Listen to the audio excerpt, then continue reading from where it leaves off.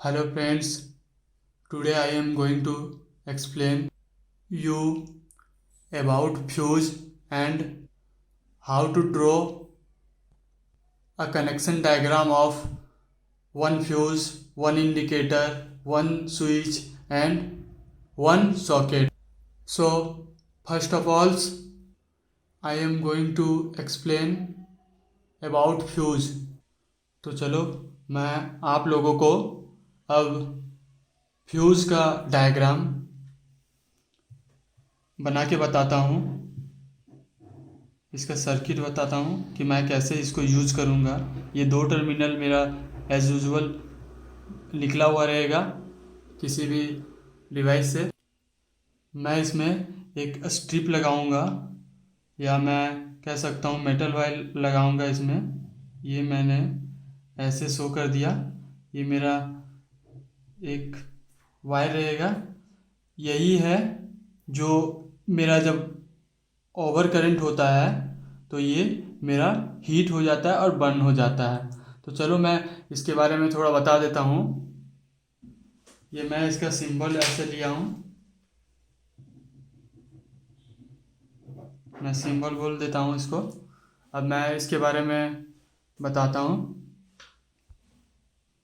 फिर मैं यूजेस बताऊँगा कहाँ कहाँ यूज़ कर सकते हैं फ्यूज़ को। और ये बहुत टाइप का होता है fuse.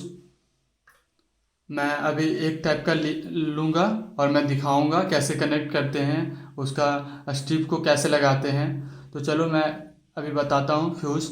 Fuse is an electrical safety device that operates to provide over current protection of an electrical device या इलेक्ट्रिकल सर्किट कह सकते हैं। मैं फिर से इसको एक्सप्लेन करता हूँ। फ्यूज़ इलेक्ट्रिकल सेफ्टी डिवाइस है। ये ओवर करंट को अवॉइड करने के काम में आता है कोई भी इलेक्ट्रिकल सर्किट में। कोई भी एक प्रॉपर इलेक्ट्रिकल सर्किट दिया हुआ है, मान लेता हूँ मैं यहाँ पे कोई भी कनेक्शन दिया हुआ, तो मैं एक फ्यूज़ को यूज़ करूँगा तो ये मेरा इस सर्किट को प्रोटेक्ट करने के काम में आता है। फ्यूज़ में जो ये वायर यूज़ किया जाता है वो मेटल वायर या स्ट्रिप कहलाता है। ये मेटल वायर या स्ट्रिप कह सकते हो। Metal wire melt when too much current flow through it. Metal wire या स्ट्रिप मेल्ट होने लगता है जब अधिक मात्रा में करंट फ्लो करने लगता है, तब ये मेटल वायर हीट हो जाता है और टूट जाता है।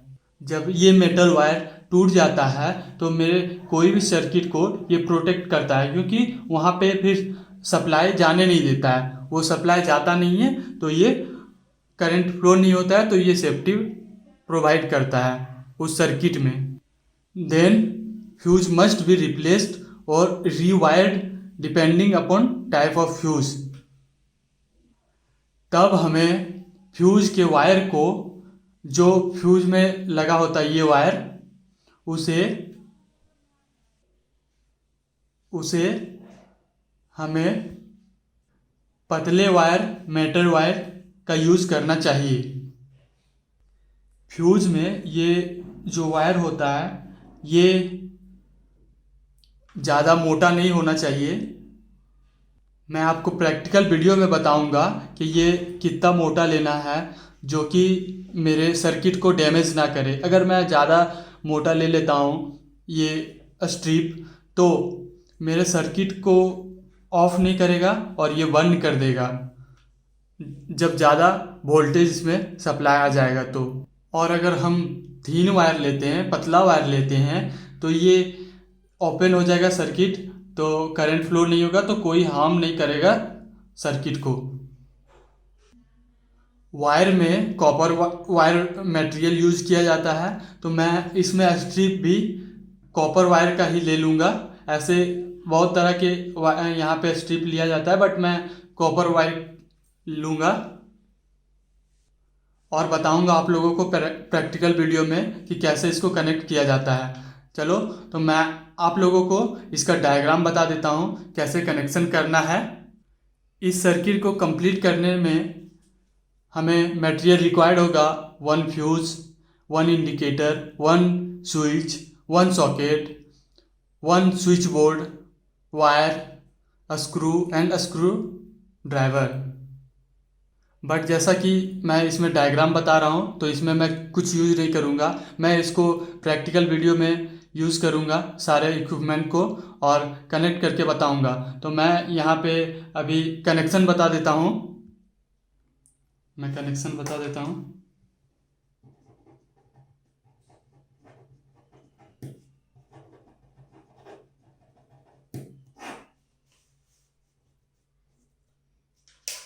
पहले मैं जो जो यूज़ करने वाला हूँ वो बना देता हूँ। मेरा ये इंडिकेटर,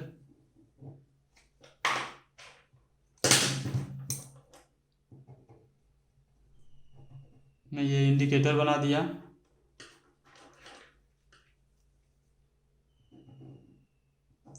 मेरा फ्यूज़,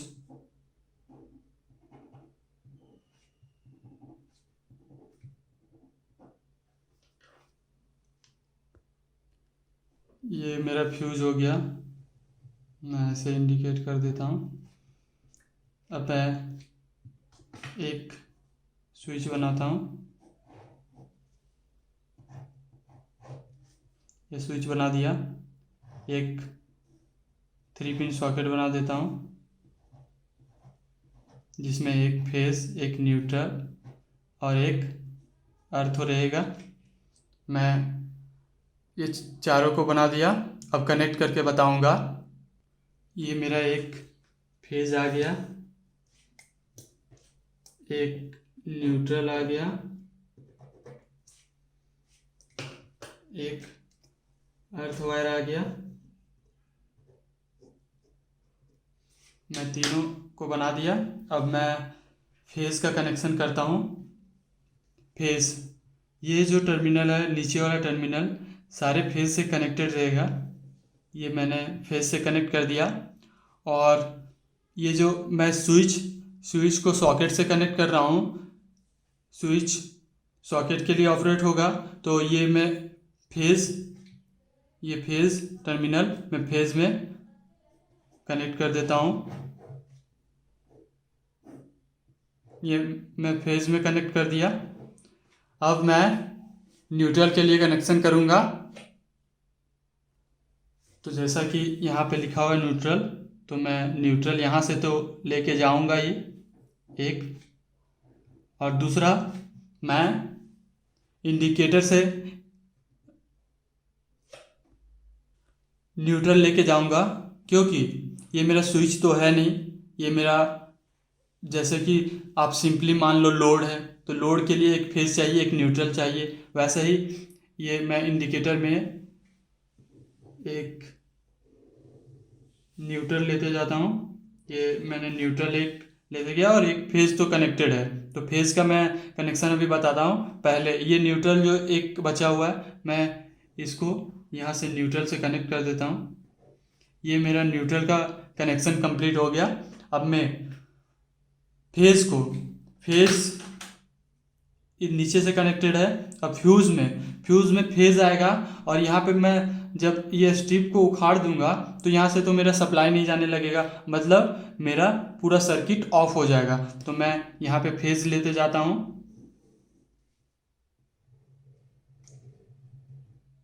ये मैं यहाँ से फेज को कनेक्ट कर दिया।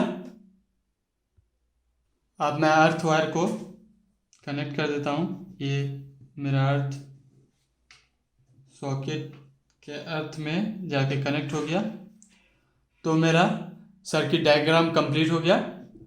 देखो, एक फेज आया, फेज में फ्यूज़ में सप्लाई दे दिया हूँ। फ्यूज़ का फेज, दूसरे टर्मिनल का फेज इंडिकेटर और स्विच में कनेक्टेड रहेगा, और स्विच का दूसरा टर्मिनल मेरे सॉकेट के दूसरे फेज के टर्मिनल में कनेक्टेड रहेगा। और यहाँ से जो न्यूट्रल जाएगा वो मैं डायरेक्ट न्यूट्रल से कनेक्ट कर दूंगा, और दूसरा टर्मिनल, इंडिकेटर का दूसरा टर्मिनल न्यूट्रल से कनेक्टेड कर दूंगा।